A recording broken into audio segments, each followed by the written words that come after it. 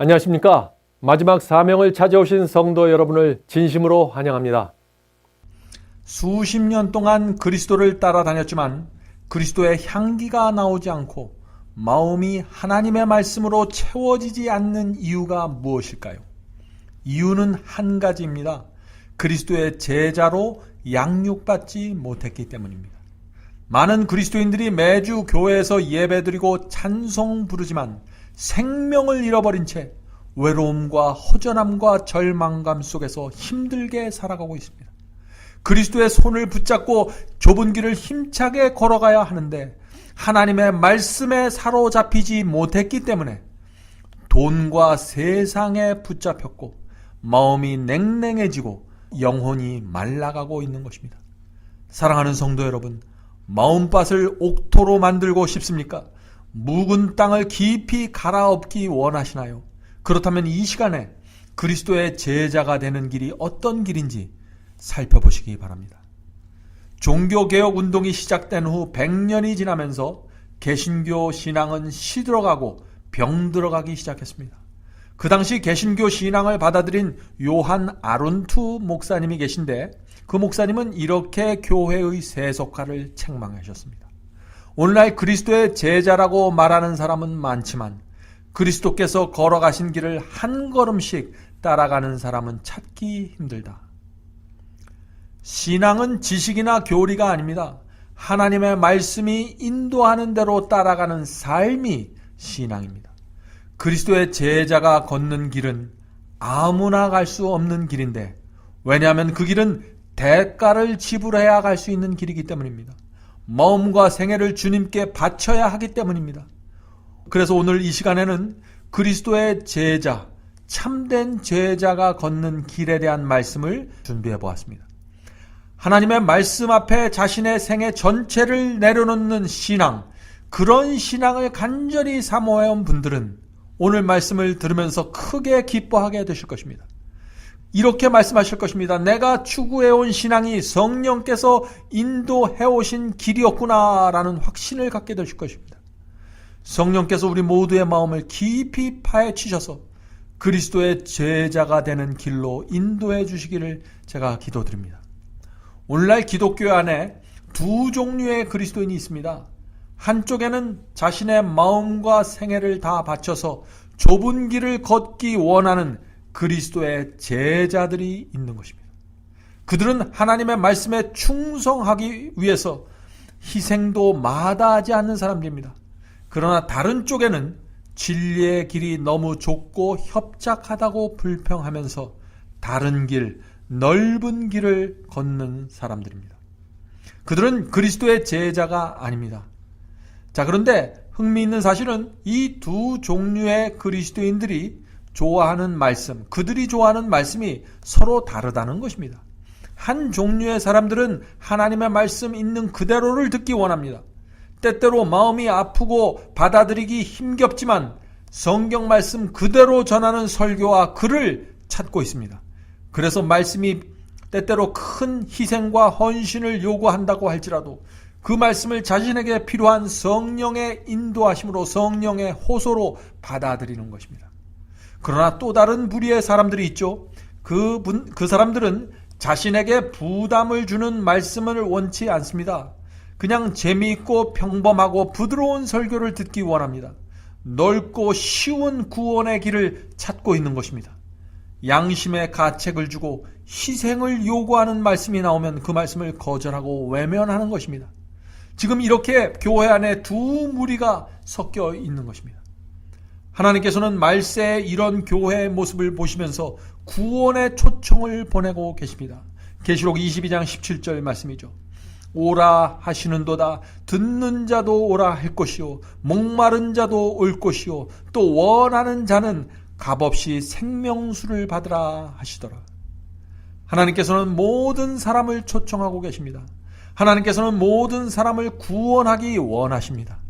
그러나 문제는 간절하게 갈증을 느끼는 자들, 하나님의 말씀에 기갈이 들린 자들, 목마른 자들이 너무나 적다는 것입니다. 그리스도의 제자의 길을 걷기 원하는 자가 너무 적다는 것입니다. 그래서 아주 적은 숫자만이 예수님의 초청에 응하게 된다는 것이 하나님의 말씀입니다. 그 말씀이 어디에 있습니까? 마태복음 22장 14절입니다. 청함을 받은 자는 많되 택함을 입은 자는 적으니라. 많은 사람들이 그리스도의 초청을 받고 지금 교회에 모여들었습니다. 그러나 많은 사람들이 넓은 길을 걷고 있는 것입니다. 그래서 제자로, 예수님의 제자로 택함을 받지 못하게 되었다는 것입니다. 아이돌 가수 여러분들 아시죠? 아이돌 가수가 인천공항으로 입국하는 장면이 뉴스나 텔레비전에 나옵니다. 그들이 들어올 때는 공항 전체가 마비가 될 정도로 그 팬클럽 회원들이 모여들어서 환호합니다. 인기 가수나 영화 배우들은 어디를 가든지 군중으로 휩싸이게 됩니다. 그런 모습을 보면은 우리가 이런 사람들은 정말 외롭지 않을 것이구나 하고 생각을 하게 되죠. 그러나 놀라운 사실은 많은 아이돌 가수와 배우들이 우울증에 시달리고 있다는 것입니다. 그래서 그들이 자살하는 뉴스가 신문에 종종 실리는 것입니다. 왜 이런 일이 생길까요? 왜냐하면 그들의 인기가 높을 때에는 팬들이 밀물처럼 몰려들지만 인기가 떨어지면은 사람들이 썰물처럼 빠져나간다는 사실을 알기 때문에 우울증에 들어가는 것입니다. 이 팬들은 자신을 즐겁게 해주고 행복하게 해줄 때는 열광하면서 따라다닙니다. 그러나 인기가 떨어지고 더 이상 자신에게 기쁨과 만족을 주지 못하면 여지없이 등을 돌리고 떠나는 것이죠. 바로 그것이 가수나 영화배우의 팬클럽 회원들의 아주 전형적인 모습입니다. 아무리 열성적인 팬들도 그 가수처럼 열심히 목에 피가 나도록 노래 연습을 하지 않습니다. 또 배우처럼 혼신을 다해서 연기 연습을 하지 않죠. 이 팬들은 가수와 배우의 공연을 멀리서 바라보면서 그저 박수치고 즐길 뿐입니다. 그리스도를 따라다니는 팬들도 이와 같다 하는 것입니다. 그리스도인이 된다는 것은 우리가 팬클럽 회원으로 가입하는 것이 아닙니다. 사랑하는 성도 여러분, 그리스도인은 그리스도의 제자가 되어야 합니다. 스승에게 간절한 마음을 가지고 배우는 제자처럼 그리스도의 모든 가르침을 순종하고 생애로 받아들여서 살아내는 것이 제자의 모습입니다. 그리스도께서 걸어가신 그 피 묻은 길을 함께 걷는 사람들이 제자입니다. 오늘날 많은 그리스도인들이 예수님의 제자가 아닙니다. 마치 팬클럽 회원의 모습으로 살아가고 있는 것입니다. 교회에서 찬양하고 기도할 때는 열성적인 모습을 나타냅니다. 하나님께서 내게 방언을 주시고 하나님께서 내게 돈과 재물을 축복하시는 것처럼 느낄 때는 열성적으로 환호하면서 주님을 따라갑니다. 그러나 예수께서 고난 속에서도 진리에 순종하고 좁은 길을 걸으라고 명하시면 어느새 등을 돌리고 떠나가 버리고 마는 것입니다. 현대인들이 선호하는 신앙이 있습니다. 현대인들은 이런 신앙을 원하는 것입니다. 나는 예수님을 믿지만 그분께서 나의 삶을 간섭하는 것은 싫습니다. 이것이 현대인들의 신앙입니다. 구원은 받겠습니다. 그러나 나에게 이래라 저래라 간섭하지는 말아주세요 라는 것이 현대인들의 신앙입니다. 하나님의 말씀과 계명이 요구하는 것을 귀찮게 생각하는 것입니다. 그래서 말세에 많은 사람들이 넓은 길을 걷게 되고 그저 의미 없이 그리스도를 따라다니는 팬으로 남게 되는 것입니다. 사랑하는 성도 여러분, 나를 따르라는 예수님의 부르심은 때때로 충격적이고 고통스럽게 우리에게 다가옵니다. 그래서 예수께서 아무든지 나를 따라오려거든 자기를 부인하고 자기 십자가를 지고 나를 쫓으라라고 명령하시면 이 팬클럽 회원들은 모두 떨어져 나가게 되는 것입니다. 제자가 아닌 사람들은 떨어져 나가는 것이죠. 교회나 교파가 주는 안전감에 도취되어 있어서 예수님을 바라보지 않고 예수님을 따라가지 않는 사람들도 결국에는 진리를 버리게 될 것입니다. 기독교 신앙을 단순히 복을 받고 지옥을 면하게 해주는 공짜 티켓으로 받아들인 사람들도 모두 구원을 잃어버리게 될 것입니다. 왜냐하면 그들은 제자가 아니라 팬이기 때문에 그런 것입니다. 예수님 당시에도 그런 사람들이 정말 많이 있었습니다. 그래서 예수께서는 자신이 이 땅에 오신 이유를 분명히 밝히셨습니다. 그 말씀이 마태복음 10장 34절에 있습니다. 마태복음 10장 34절입니다. 내가 세상에 화평을 주러 온 줄로 생각지 말라. 화평이 아니요 검을 주러 왔노라. 참 이상한 말씀입니다. 예수님은 평화의 사도인데 화평이 아니라 검을, 칼을 주러 왔다고 지금 하시는 것입니다. 자, 이 말씀이 무슨 뜻입니까? 화평은 그리스도를 온전히 받아들인 사람들의 마음에만 허락되는 하늘의 선물입니다. 그리스도의 말씀을 거절하는 마음마다, 그리스도의 말씀을 거절하는 가정마다, 하나님의 말씀을 거절하는 교회마다 이 성경 말씀이 검이 되어 양심의 가책을 주고 화평을 깨트리는 것입니다. 말씀 때문에 가족들 사이에 문제가 생길 수 있습니다. 남편과 아내 사이에 문제가 생길 수 있습니다. 말씀 때문에 교인들 사이에 문제가 생기고 직장과 사업에서 문제가 생길 수 있는 것입니다. 그리스도를 따라가는 길에 이런 곤란과 어려움이 있을 수 있다는 것을 예수께서 말씀해 주신 것입니다. 예수님을 환호하며 따라다니던 사람들이 정말 많았습니다. 예수께서 물을 포도주로 만드셨을 때 수많은 사람들이 예수님의 이름을 부르면서 자리에서 일어났죠. 죽은 자를 살리고 앉은 뱅이를 일으키셨을 때는 정말 많은 사람들이 예수님의 이름을 높이 외쳤습니다.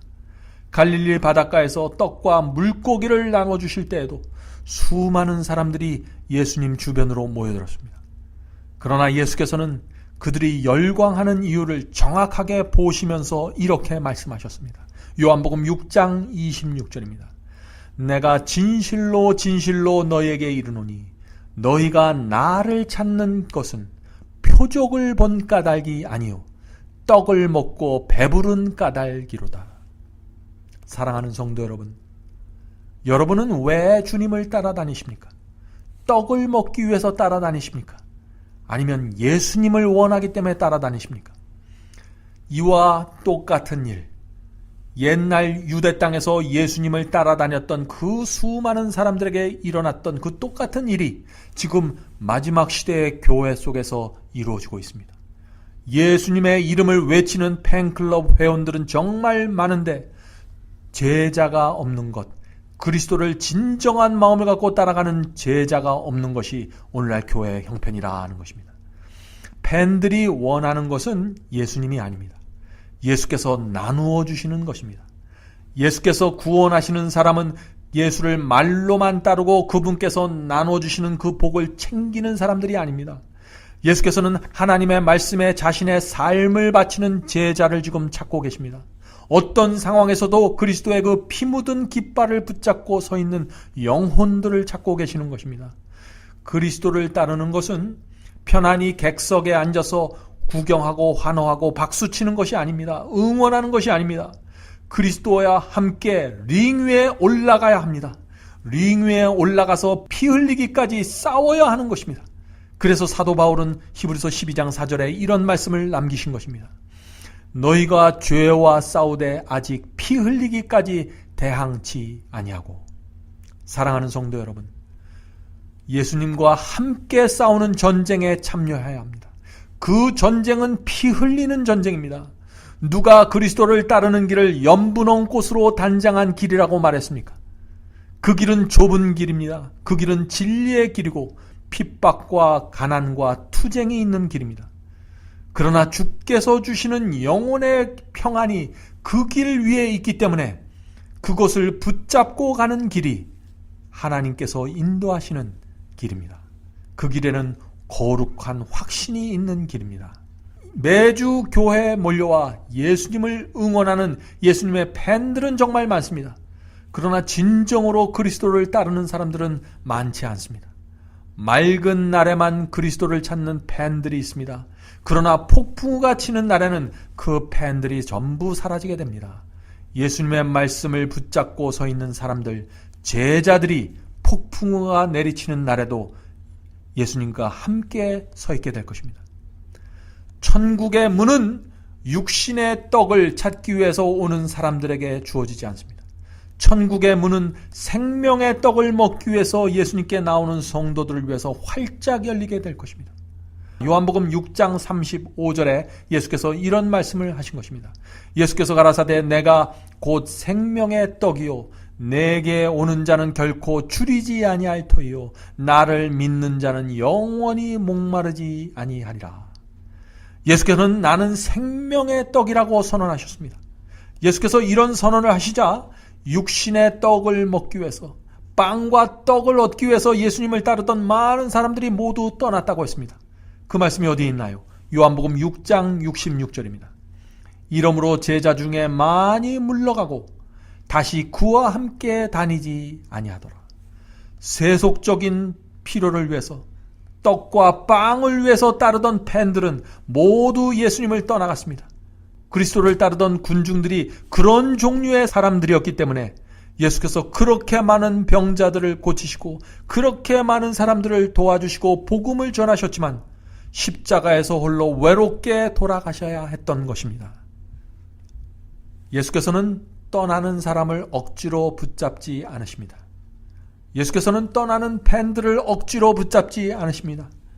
예수께서는 생명의 떡을 버리고 육신의 떡을 얻기 위해서 예수를 따르는 사람들을 거절하십니다. 그런 사람들을 위해서 그들의 입맛에 맞게 복음의 질을 떨어뜨리지도 않으십니다.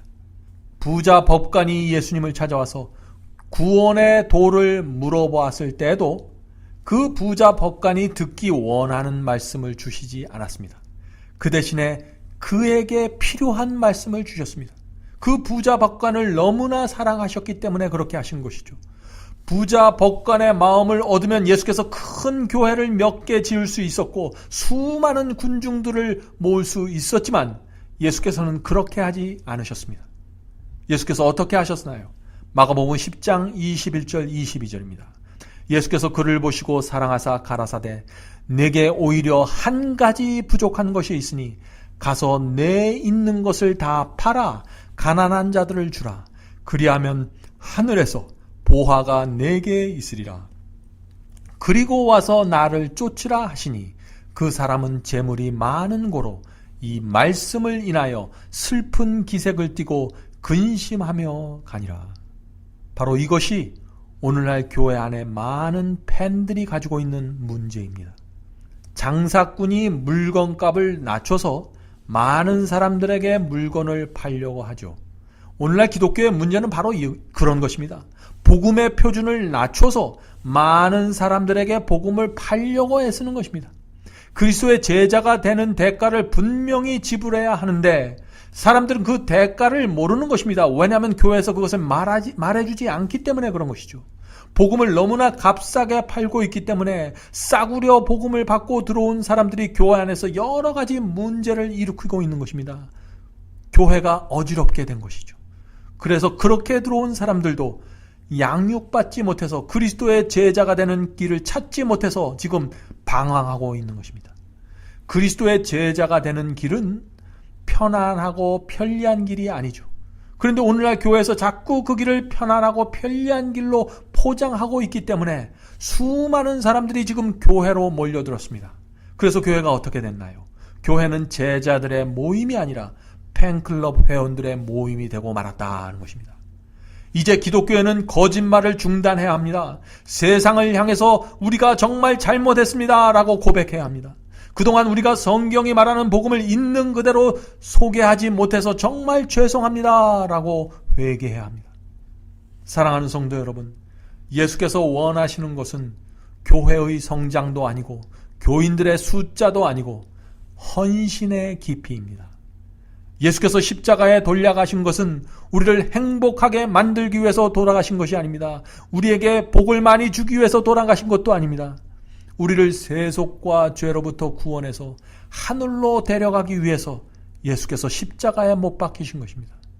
예수께서는 그 위대한 목적을 이루기 위해서 우리에게 좁은 길을 걷는 제자가 되라고 지금 부르시는 것입니다.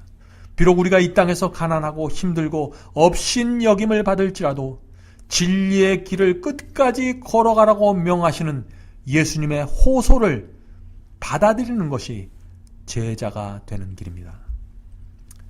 몇 해 전에 기독교인을 대상으로 당신은 예수님의 제자입니까? 라는 설문조사를 했습니다. 그때 많은 사람들이 응답했는데 그중 몇 %의 사람들이 자기 스스로를 제자라고 생각했을까요? 많은 사람들이 자신을 제자라고 생각했습니다. 그래서 자신을 그리스도의 제자라고 답변한 사람들에게 대상으로 다시 질문을 했습니다. 당신은 왜 자신을 그리스도 제자라고 생각하십니까? 라는 질문을 했어요. 자, 어떤 대답이 나왔을까요? 여러 가지 대답들이 나왔는데 이런 대답들이 나왔습니다. 나는 모태로부터 교인이었기 때문에 제자라고 생각합니다. 또 나는 설교를 들을 때 아멘이라고 크게 외치기 때문에 나는 예수님의 제자입니다. 또 어떤 사람들은 이런 대답을 했습니다. 나는 방언의 은사를 받았기 때문에 나는 제자입니다. 나는 주말마다 교회에 빠지지 않고 출석하기 때문에 제자입니다. 나는 기도를 열정적으로 하기 때문에 제자입니다. 나는 성과대와 교회 활동에 적극적으로 참여하기 때문에 제자입니다.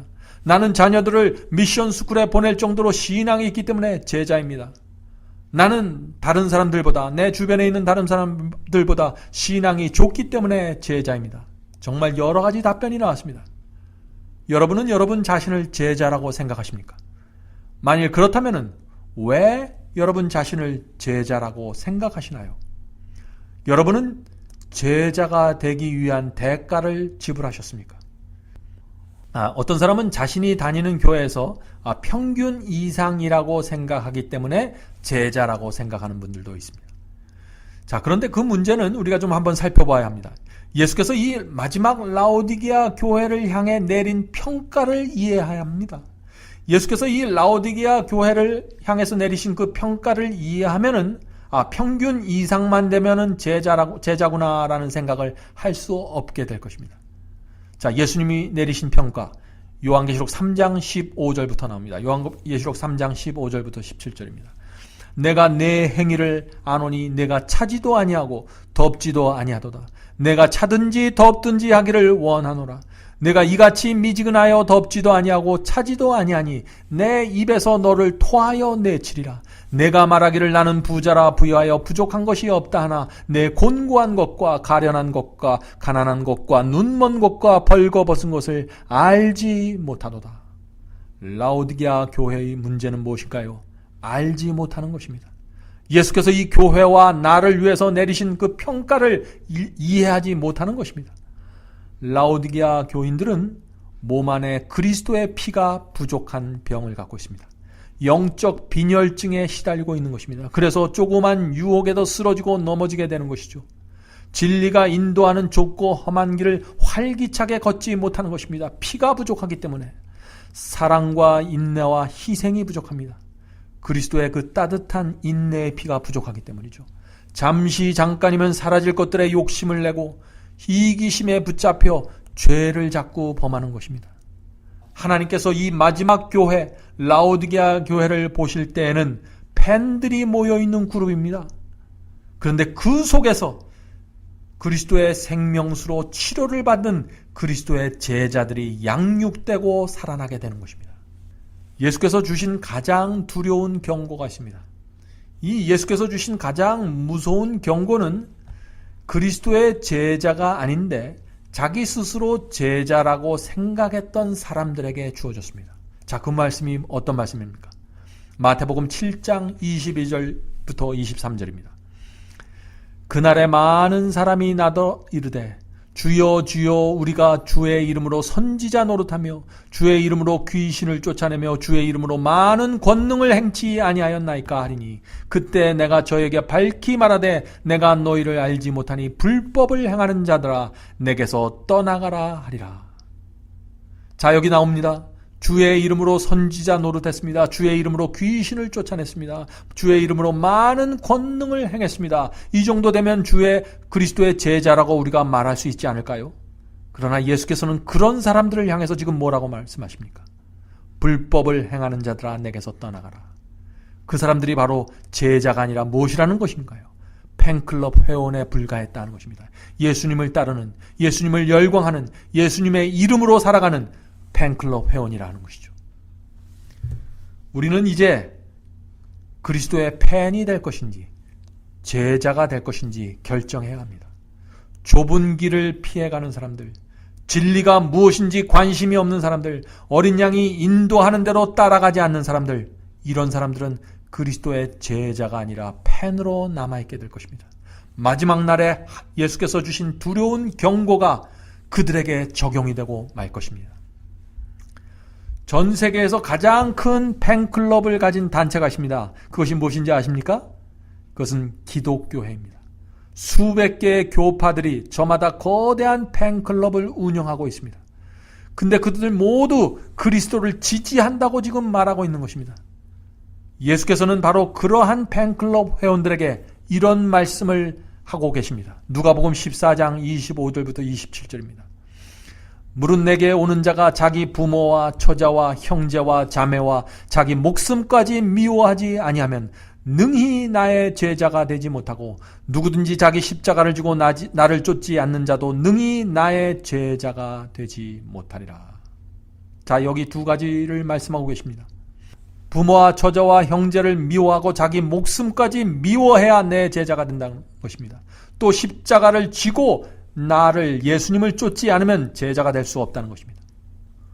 온 마음과 생애를 바쳐서 그리스도를 따를 때 우리가 때때로 부모님의 반대를 받을 수 있습니다. 호족에서 네 이름을 파버리겠다는 호통을 들을 수도 있습니다. 그리스도의 제자가 되어서 걷는 길에는 이런 가슴 아픈 일도 생길 수 있다는 사실을 예수께서 지금 말씀해 주시는 것입니다. 예수께서는 부모와 처자와 형제와 자기 목숨까지 미워해야 제자가 될 것이라고 말씀했죠. 이 말씀이 무슨 뜻일까요? 가족을 예수님보다 더 사랑하면 제자가 될 수 없다는 뜻입니다. 이 미워하라는 표현은 제자의 길, 그리스도의 제자가 걷는 길을 걷기 위해서 예수님을 어느 정도까지 사랑해야 하는지를 보여주는 것입니다. 사랑하는 성도 여러분, 반쪽으로 나누어진 마음에는 결코 제자가 될 수 없습니다. 예수님을 영접하고 그리스도인이 되기로 결심할 때 모든 사람은 제자가 되기 위해서 치루어야 할 비용과 대가를 따져봐야 합니다. 지금 제가 무엇이라고 말하고 있습니까? 예수님의 제자가 되는 것은 공짜로 되는 것이 아니라고 말하고 있는 것입니다. 치루어야 할 비용이 있고 대가가 있다는 것입니다. 자, 그 말씀이 어디에 있나요? 누가복음 14장 28절부터 30절입니다. 예수께서 직접 주신 말씀입니다. 너희 중에 누가 망대를 세우고자 할진대 자기의 가진 것이 준공하기까지 족할는지 먼저 앉아서 그 비용을 예산하지 아니하겠느냐. 그렇게 아니하여 그 기초만 쌓고 능히 이루지 못하면 보는 자가 다 비웃어 가로되 이 사람이 역사를 시작하고 능히 이루지 못하였다 하리라. 자, 이 말씀이 무슨 뜻입니까? 지금 어떤 사람이 망대를 세우고자 하는데 지금 그것을 세우기 전에 먼저 그것에 들어가는 비용을 계산하지 않겠느냐 하는 것입니다.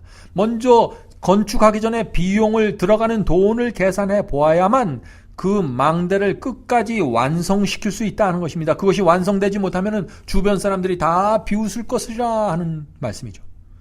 지금 예수께서 무엇을 말씀하고 계신가요?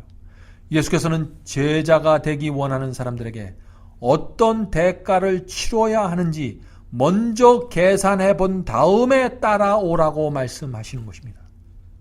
그러나 예수님을 따르는 팬들은 어떻습니까? 귀에 즐거운 싸구려 복음을 좋아합니다. 계약금도 필요 없고 원금도 없이 공짜로 하늘집에 들어가려고 하는 것입니다.